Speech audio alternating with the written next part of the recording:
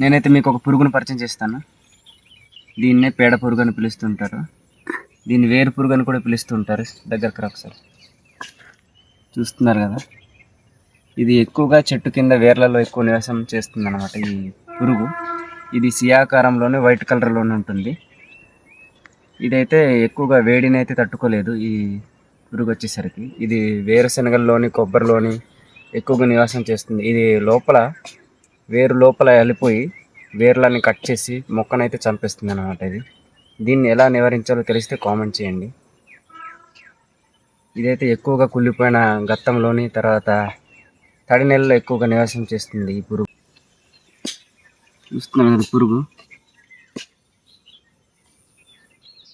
ఇది వేర్ల కింద భూమి కింద ఇంకలాగా కన్నం చేసుకొని లోపల వెళ్ళిపోయి నివాసం చేసి వేర్లని ఆకుల్ని మొత్తం కట్ చేసి మరీ చంపేస్తుంది ఈ పురుగు. దీన్ని ఎలా నివారించాలో తెలిస్తే కామెంట్ చేయండి. నా వీడియో నచ్చినట్లయితే లైక్ చేయండి. నేనైతే ఈ పురుగునైతే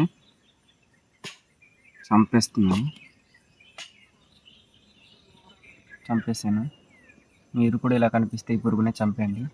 నా వీడియో నచ్చినట్లయితే సబ్స్క్రైబ్ చేయండి. ఓకే, ఉంటాను. బాయ్.